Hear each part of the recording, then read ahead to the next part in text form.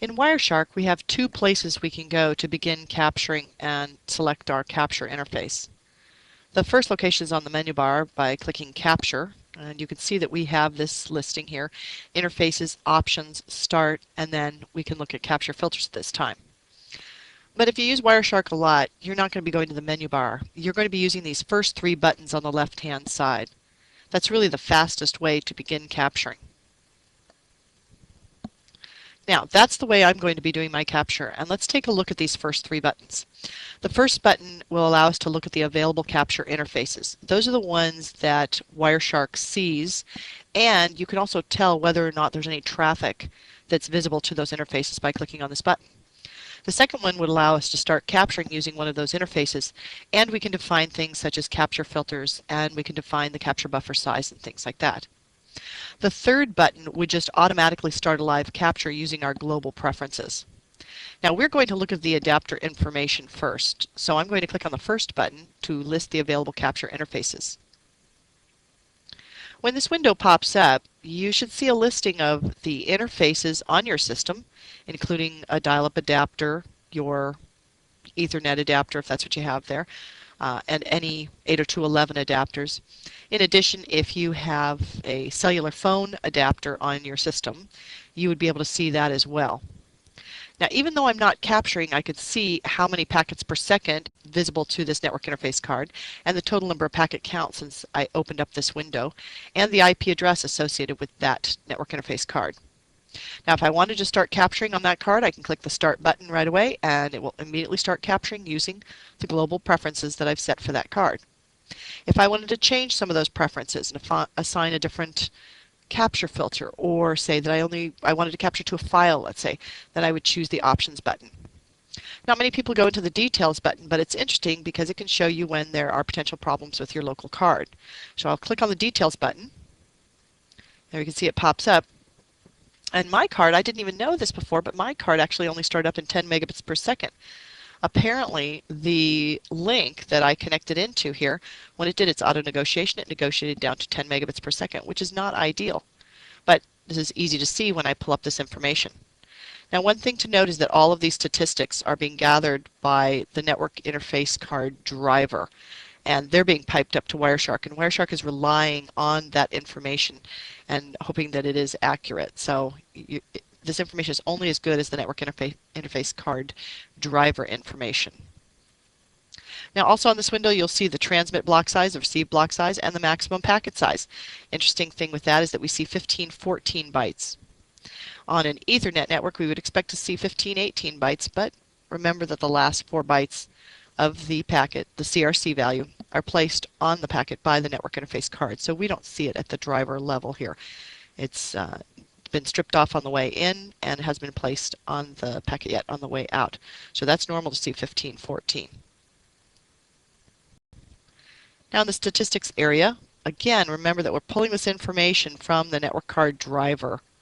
And the drivers won't necessarily pipe up all of this information, but it is available to see if it does pipe the information up. And we can click on the 802.3 tab to see the network interface card address. There's my card, there's the address, the permanent station address, and the current station address. And we can also see any sort of errors that would be piped up by the driver at this time. So this is a great area to look at in Wireshark. And remember, if you're not sure how many adapters you've got or whether they've even come up properly and WinPCAP sees them and Wireshark sees them, just click on that very first button and you should be able to see packets visible to that card if that card is working.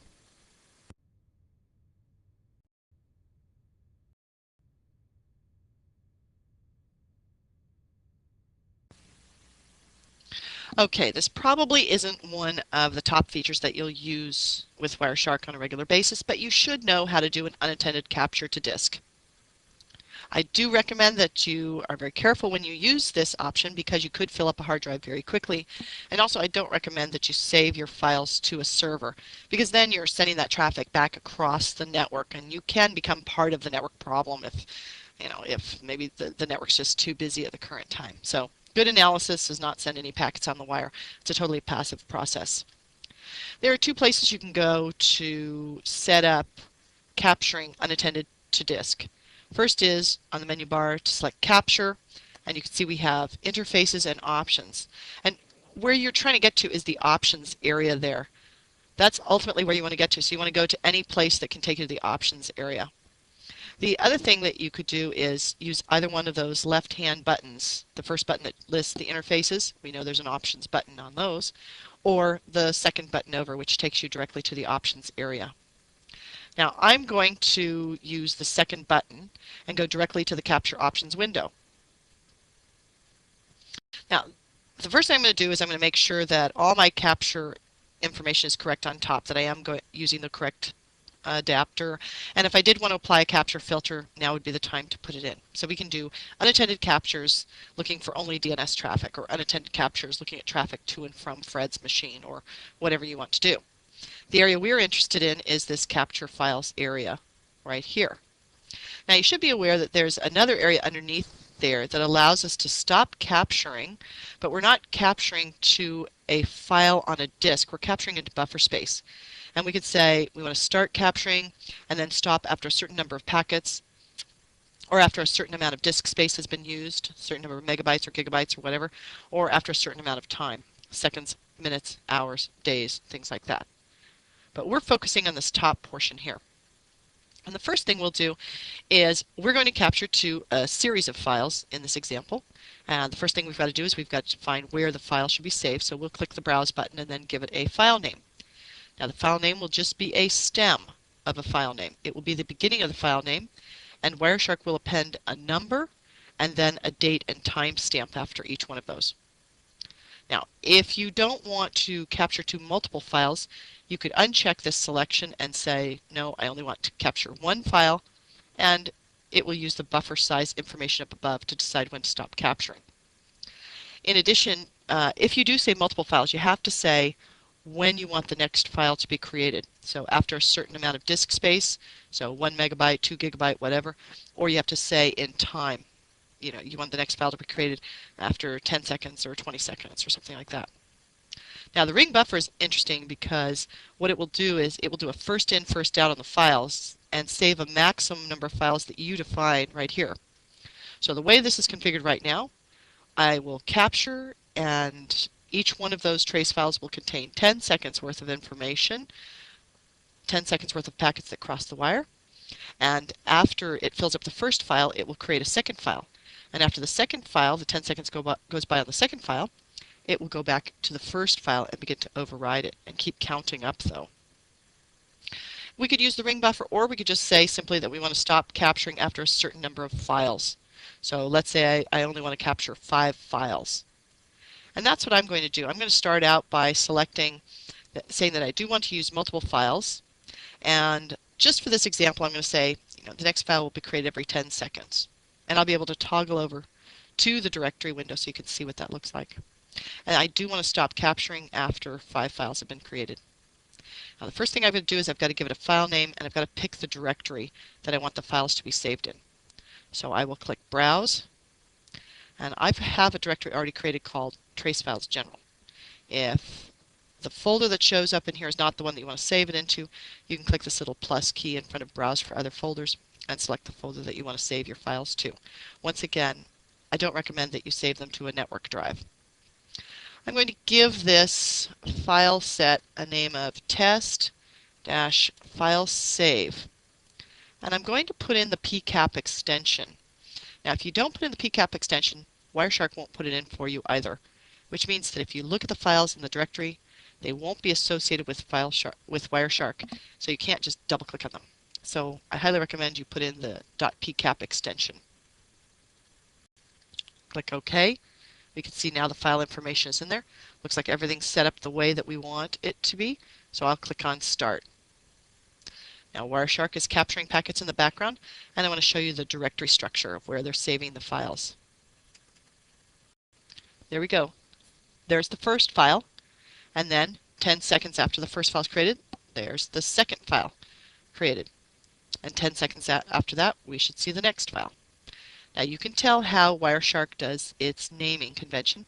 There's the stem at the beginning that I created, and then we see the 0001 0002, 0003, 0004, and 0005 will be the last one, and then it'll automatically stop capturing.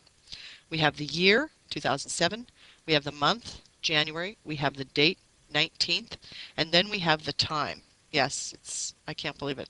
It's 10:04 p.m. and 58 seconds and 09 seconds and 20 seconds and 31 and 42. You lose a second in there when Wireshark does its saving to the drive, but you're not losing those packets. Now, if we go back over the Wireshark window, we can see it's showing us the last file in that set. If we had been dropping packets, we could look down in the bottom of that Wireshark window and we could see that it would say you've lost packets, you've got drops. So look at this area here. Now there's a separate training module talking about how to deal with working on an overloaded network and what kinds of things you could do. But this is always a great indicator right down, looking at your drops to see if you're losing any packets. So we can see that we've got the last file of this 5-file set showing in Wireshark, and each one of them is separate and each one of them has a timestamp. So you can go back to just the file that was saved at the time you were interested if you have a whole listing of them. If you said save 100 files with 10 minutes apart, you don't have to open up the whole entire set.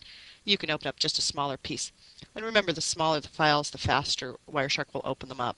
So don't make a 2 gig file, a 3 gig file, or something like that. Try to keep them small and nimble. Now I'm going to click on the Capture Options button, and I'm going to do one more unattended automatic capture here. This time I will say that I want to save the file every 1 meg, and I'm also putting in that I'm going to save the file every 10 seconds. Now what will happen in this case is Wireshark will focus on whichever one of these criteria was met first. So if I can get more than 1 meg of packets that I can capture in 7 seconds or something like that, then it will stop and make a next file. But if I don't get 1 meg in 10 seconds, then it'll automatically create a new file 10 seconds later. Once again, before you start capturing to disk, be careful. Be careful when you say you want to save. Don't pick up something like, I want to save 5 files and I want every file to be 10 gig. You're just going to fill up your hard drive too fast. And also, try not to save your trace files to the server because you don't want to be part of the traffic. Good analysis is done in a passive manner.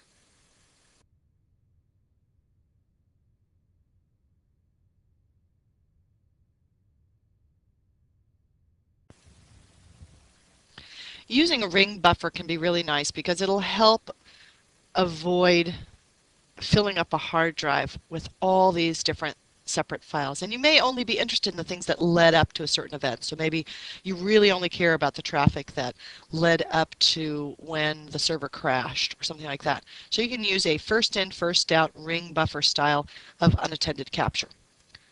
Again, just like in doing our regular unattended capture, you have 2 places you can go to set this up, and one would be to do this under the capture interfaces or options area, or to use the buttons in the background. And I prefer to use those buttons in the background. So you'll see I'm going to click on this Show Capture Options.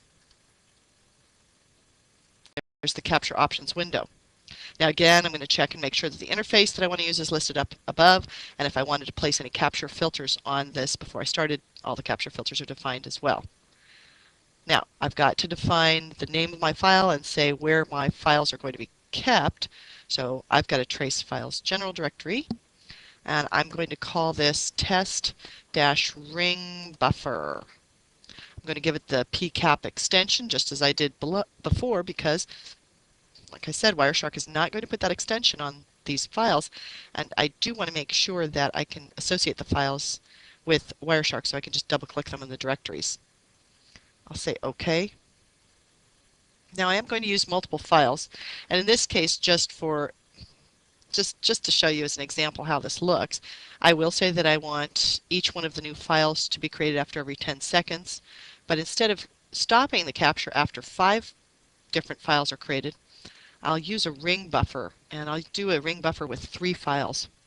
So in total, at any one time, the most number of files that I'll ever have, the top number of files I'll ever have will be 3 files. When the third file is filled up, it'll go back and start overriding the first file. So everything's ready. I'll go ahead and start capturing. Now we can see that Wireshark is capturing. And I'll toggle over to the directory now to show you those files being created and being overwritten. There we see the first ring buffer file, and now we're already on the second ring buffer file. When that's finished, it will create the third ring buffer file. And I will only have 3 files that start with test ring buffer, but these numbers are going to change because the one that has the 0001 is going to change and be overwritten to become 0004 in a moment. And there we go.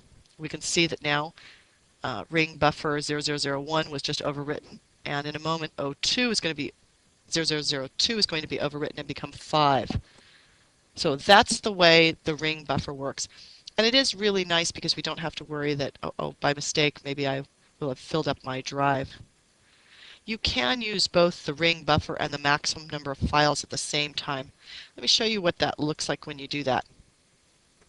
We're going to go back over to Wireshark, and now we need to manually stop the capture because we didn't say a maximum number of files that Wireshark should record before stopping. So I'm going to manually stop, and in the background it's showing me I only had captured 1 file in the 8th file capture process through the ring buffer piece. I will say that I want to show the capture options again. This time I'm going to use a combination of the ring buffer, saying I want 3 files, and stop capturing after 5 files. Now in this case, I'm going to browse, make sure I'm saving these in the right directory. I am. And this is going to be called another test ring buffer.pcap. Say OK. So now I'm using a combination of the ring buffer with a static maximum number of files to be saved. I'll click Start, and I will toggle over to the directory window. And here we can see another test ring buffer 0001 was just created. Now it's just created 0002. Keep those together. And in a moment we will see 0003. Now remember, I said that I wanted 3 files in the ring buffer for a maximum of 5 files. So 0001 is going to be overwritten in just a moment here. There we go. It just became 0004. And in a moment we will lose 0002 as it gets overwritten by 0005. There we go. Now I've reached the maximum number of files that I told Wireshark I wanted to save. It will use a combination of the static maximum number that I set of 5 and the ring buffer value of 3. So it's got 3 files left in there and only counted up the 5th file in the set. And we can see that we're left at the last file in the set. So although you won't do that many unattended captures to disk, and you possibly may not use the ring buffer that often, it is one of those nice things to know how to use when you need to use it someday.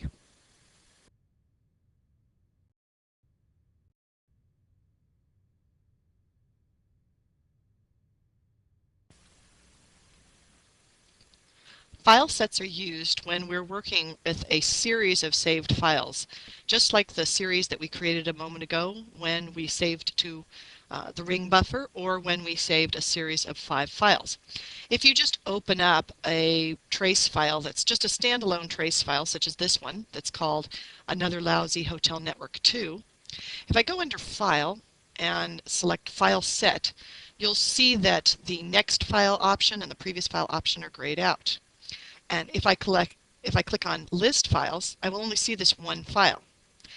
Now, if I open up a single file out of a set that I've saved, such as with the ring buffer, or saving multiple files to disk, then I will see a list of files involved in the file set, and I can move around very quickly through those files. So, for example, if I say I want to open up the trace file general directory, and in there, here I see let's look at this one called test-filesave, and I have 1, 2, 3, for 5 files that are part of that set. If I opened up the second one in that set, now we're looking at the second one in the set. Now I go to File, go to File Set. Now you'll see that I have the ability of looking at the next file in the set, the previous file in the set, or I can select List Files, and it'll show me all the files that are in the set, as well as the size of the file, when it was created, and when it was last modified, if it's been modified at all. Now this is nice because if I want to look at the fourth file in that set, all I have to do is click on that file and it takes me directly to that file. There's the third file in the set, there's the first file in the set. Now, of course, this works a lot better when your files are not really, really large in size.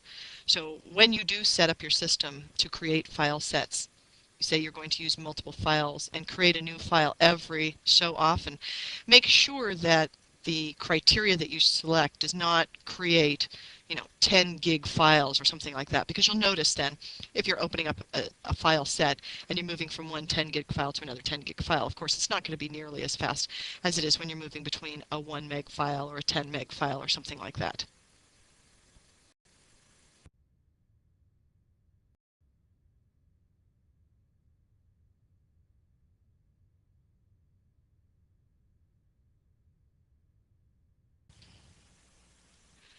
Capture filters are used when we want to limit the number of packets that we're capturing when we place the analyzer on the wire. For example, we may want to capture only ARP traffic, or perhaps we only want to capture IP traffic, or maybe we only want to capture traffic to and from our own network interface cards. That's one of the most common filters that I use in the area of capture filtering. We can see the default list of capture filters that are included in Wireshark by selecting Capture, and then the Capture Filters area right here, or we can select the Capture Filters button on the button toolbar. Here's the predefined list that comes with this version of Wireshark. As I highlight each one of these capture filters down below, we can see the filter name and we can see the filter string. So the nice part about having these predefined filters is that they give us a basis to work off of if we don't know the syntax for capture filters. So we can get a general idea that if the filter for an ether type 8060806, which is ARP, looks like this, ether space proto space 0x0806. If we know that there's also a filter that we want to build for IP and that value is 0800, we know we can edit this and easily change that value. We don't even have to make that filter because there is a default filter looking for all IP traffic. And we can also use not operands in these filters, and we have an example there. So not ARP. We have an IPX filter, a TCP filter, a UDP filter, TCP or UDP using port 80. Simple. Just type in port space 80. HTTP, TCP port 80, and here you can see that in the capture filter area, it's already been predefined with the protocol, TCP, the port, and then HTTP instead of 80. So with the standard port numbers, 80, 23, 21, 110, and those kinds of things, you can replace the port number with a port name as long as Wireshark recognizes that name. So you can go through and you can see that there are also some sample filters that are more complex, such as this one, which is non-HTTP and non-SMTP traffic to or from www.wireshark.org. And here's the syntax down below. Not port 80 and not port 25 and host www.wireshark.org. Because we have the AND operand in there, the traffic must meet each one of these individual patterns in order to be picked up and saved in the capture buffer. As we scroll through, you can see that is the last of the samples that are in this version of Wireshark. If we want to work with the default set of filters that are in Wireshark, in the upper left-hand corner, we can select Show the Capture Options, bring that window up, and in the Capture Filter area, we can just select one of those filters. So I do not want to see any ARP traffic. So I have selected No ARP, say OK. It's placed it now in the capture filter area, and I'm ready to start capturing. Now here, as traffic comes in, we should not see any ARP traffic being saved. I'm going to toggle over right now to a web page, and I'll just browse around a little bit to create some traffic.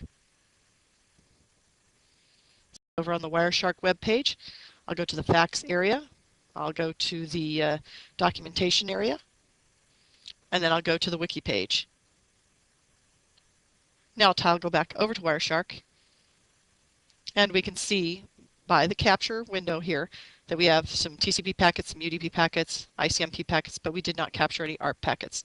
We'll go ahead and stop, and we should see no ARP traffic captured or saved at all during that process. Let me show you where your capture filters file is.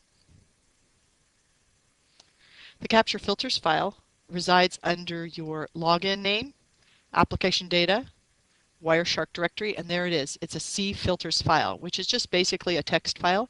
It has no extension. If you want to open it and take a look at it, you can right mouse click, say that you want to open it. It won't know what application to open it with, so I'm going to scroll down and open it with WordPad, say OK, and there's our capture filters file in plain text. If you do ever go in and edit these, just remember that after the last line that you type in, you must hit enter to give it a control or a carriage return line feed at the end.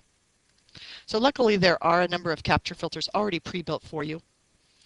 In the next section, we're going to go through and create some brand new capture filters.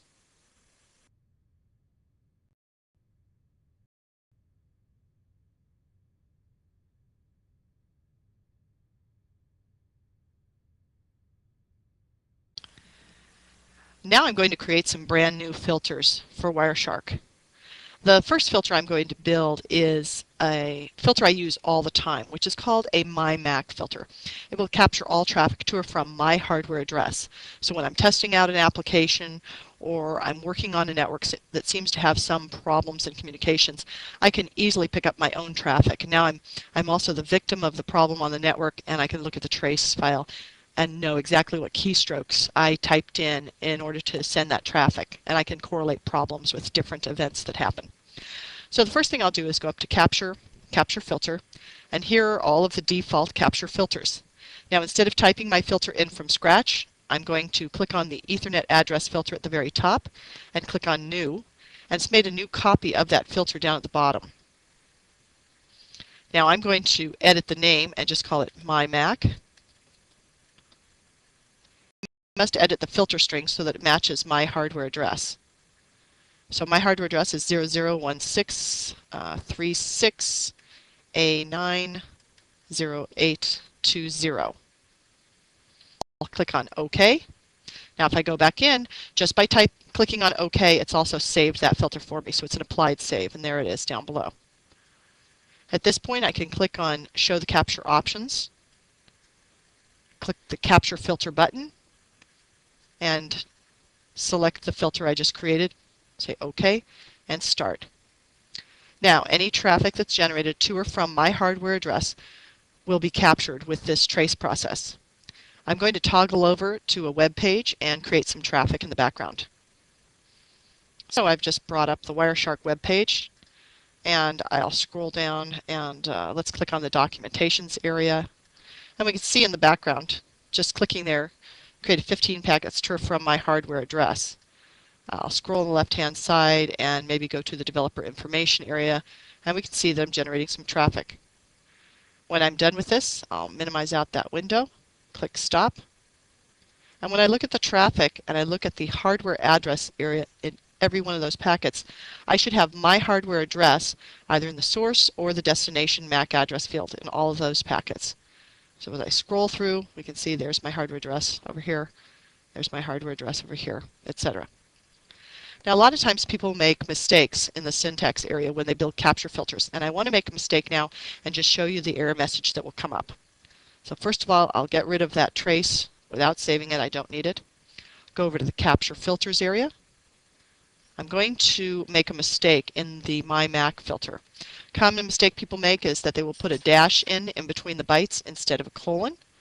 When you click on OK, there is no warning at this point, no error checking on the creation of capture filters.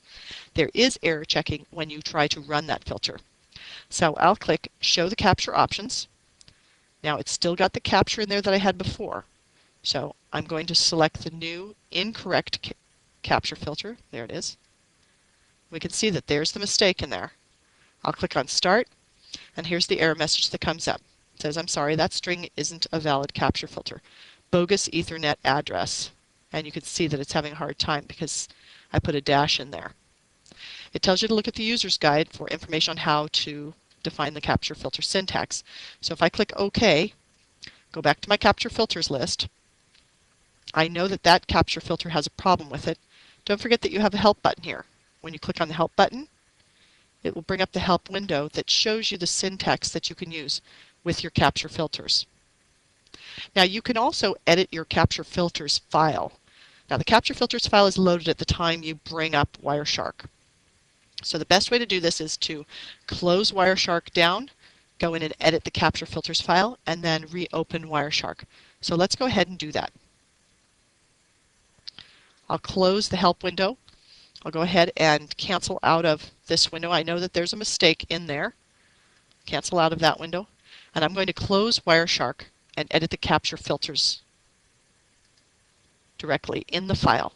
And here's where the file sits. It's under your login name, application data, and then the Wireshark directory. You'll see the C filters file. I'll right mouse click on that file, say I want to open it, and I'm going to open this with WordPad. Say OK, and here's the file. It's basically just a text file, and it's just a very simple little text file. We can read it. You can see whatever's in quotes here. That's going to be the name of the filter, the capture filter. And then after that, you have the filter syntax. Now, the last one I created, I know had a mistake in it. And I can go in and edit this mistake right here. Oops, I better not edit it and put in another mistake. My Mac, correct. I'll just change the name of that. If I wanted to create a new capture filter, I can cut and paste one of the existing filters in here, or just type in the filter I want to create.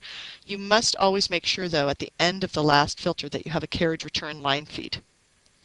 So I'm going to go to the My Mac correct filter here. I'm going to Control-C to copy it, and I'm going to paste another one in. I'm going to make sure I hit hit Enter at the end to give it a carriage return line feed.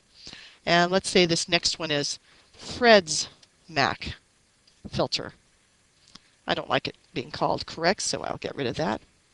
And I'll put in his hardware address, which I'll just put in a bogus value, 1122334455. There we go. So there's my 6-byte address for Fred. I'm just simply going to make sure I have a carriage return line feed, and I do. I'll save that file, close it down, and now I'm going to restart Wireshark. Wireshark is back up. I'm going to see if my new capture filter for Fred is in there. Scroll down through the list, and sure enough, there's Fred's MAC address. Now, in this version of Wireshark that I'm working on, there's no sort capability in the filter area, and that can be really irritating. So one of the things you can do is you can take that file, that cfilters file, into another application, sort it, but just as long as you make sure that when you finish, it's just a text file with no extension, and it does have a carriage return line feed at the bottom, then you're set.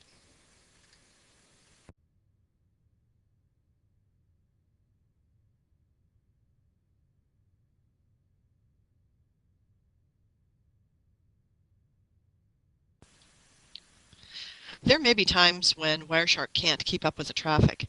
In that case, when you look at the status window as you're capturing, you'll be able to see the drops counter increasing. In that case, there are a couple of things you can do. First of all, when you begin capturing, make sure that you get rid of the check mark in front of Update List of Packets in real time. That can really have a negative effect on your performance. In addition, make sure that you don't have too many other applications running in the background. A couple other things that I do is I get rid of the Enable Network Name Resolution area there, because I don't want to be spitting out packets, inverse name queries in the background while I'm trying to go through and capture this traffic on a very busy network. Another thing you could do is go into the Edit Preferences area, and inside of this area, in the capture area, you can see this is where we can globally get rid of the Update List of Packets in real time. But also another thing that I'll do is I'll go into the the protocols section. And under TCP, if the majority of the traffic will be TCP, I might get rid of things such as analyze TCP sequence numbers. I might also get rid of the relative sequence numbers and window scaling area and the reassembly process. In addition, in many cases, I'll get rid of the TCP checksum validation process. Sometimes in my traces, I will see that all the TCP checksums are invalid anyway because that checksumming process has been offloaded to a card. So these are some of the areas that I might turn off to streamline Wireshark. Now there's additional information that you can get on streamlining Wireshark in the Wireshark directory. You need to go into Program Files. Underneath the Help directory, you'll see a file called capturing.txt. I'll right mouse click and open that with WordPad. Now in this file, as you scroll down, you'll see a section called High Performance Capturing. And that gives you some idea of what you might want to do. And you can see it recommends get rid of the Update List of Packets in Real-Time option and close other applications. There's also a recommendation in here to not apply a capture filter. And there's a rule of thumb area in here.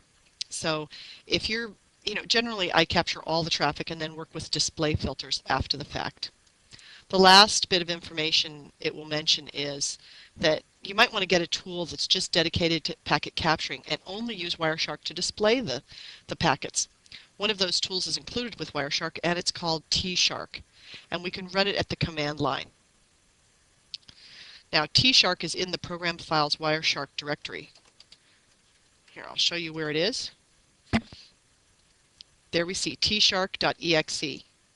If you need information on how to run T-Shark, you can type tshark-h and the whole list of parameters comes up for you. In section 10 of this course, you'll get additional information on running T-Shark and the other command line tools that are available with Wireshark.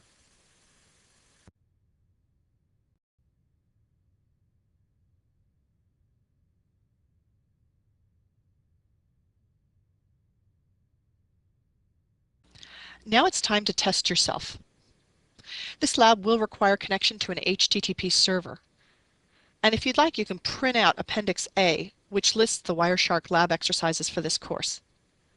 In step number 1 of this lab, build and apply a capture filter for all HTTP packets to and from your MAC address. You want to save these packets to a directory called tests, so you may want to make that directory first. You'll save these packets in 30-second trace file sets, with a maximum of 5 files in the set. You're not going to be using the ring buffer in this exercise, so make sure that you're not going to be overwriting packets during the capture. All of your trace files should be named starting with my_HTTP and have the PCAP extension on them. Once you've set everything up, begin capturing and browse to an HTTP server.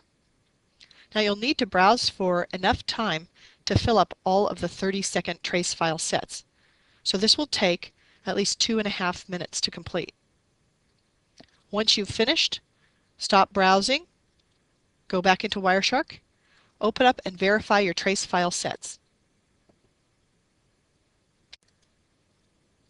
Now would be a good time to pause the video to complete the lab. And when you're ready to see the lab and the results, restart the video.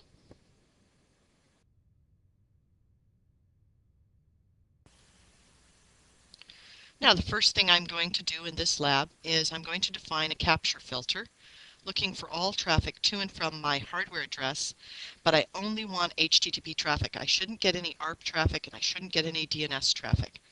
So I'm going to use an existing default filter, the default capture filter that's already set up called Ethernet address, and I'm going to click New. Now I have a new copy of that filter and I'm going to change the name of it to My Mac HTTP only. And in the filter string, I'm going to make sure that I put in my actual hardware address there, 00:16.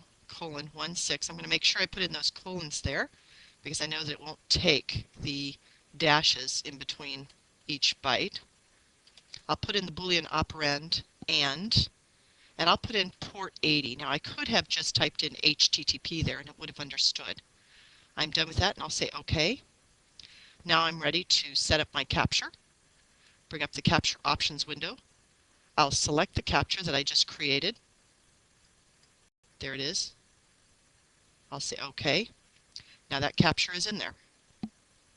The first thing I need to do now is give it a file name and put it in the right directory. Now I don't have a tests directory yet, so I'll have to make one. So I'll click on Browse, and then I'll browse for other folders. And on the root of C, I'm going to create a new folder, and I'm going to call it Tests. Say OK. And now I'll give the trace file set the name my.http, and I'm going to make sure I put the pcap extension at the end so that every file in the trace set will have the .pcap. That way it'll be associated with Wireshark, so I can double click on any one of those trace files and open them up quickly. I'll say OK. Now I can validate that I've got the right directory name, I've got the right stem name for all of the trace files in the set, and that they'll all have pcap at the end. Now I do want to use multiple files. I am doing these files every 30 seconds, so I'm going to change this to 30, and click the drop down arrow and select seconds. I do want to use a stop capture file maximum number here of 5. So there are my 5 files. So far everything looks okay. I've got the right adapter. I've got my filter defined in there. I've got the right directory, the right stem name. I've got the right extension. I'm using multiple files. Every file will be created after 30 seconds from the file before it, and there will be a maximum of 5 files. I'm showing that I've got update list of packets in real time on right here. And just for performance sake, I'll uncheck that. I'll unselect that for this trace process. Now, when I click Start, Wireshark will begin capturing. And I'm going to go ahead and fast forward you in time so you don't have to wait all these 30 seconds while I do some downloads in the background. Now, I've sort of fast forwarded you in time. My Wireshark is still capturing. I'll toggle over to the directory structure to see where I am. So there's my tests directory. I've got trace file 1, 2, 3, 4, 5. I'm going to toggle back to Wireshark, or let's just hop over to Wireshark in the background. There we go. Looking at Wireshark in the background, so it hasn't finished yet with capturing trace file number 5. When it's finished with trace file number 5, it'll automatically put it up there. It'll be the last one that I'm viewing. So there we can see in the background it just changed, and this trace file is now closed as far as adding new packets to it. So I'll go ahead and minimize the directory structure, and I can see there I'm in trace file number 5. I've got my HTTP at the beginning, I've got pcap at the end, and now I want to validate my 5 trace files in the set. So I select File, File Set, and list the files. And there are the files in the set. Now if everything went well, I should not be able to see any DNS queries or any TCP ARPs or anything like that going on in the trace. And I'll check on the very first trace file to make sure that I don't have something like that, because most likely that would be at the beginning where I would see a DNS query before I make a handshake to a website. And there are no DNS packets in there. Just to validate that, I could also go under Statistics and look at the protocol hierarchy and make sure that everything falls under HTTP. And sure enough, everything falls under HTTP here, so that looks good.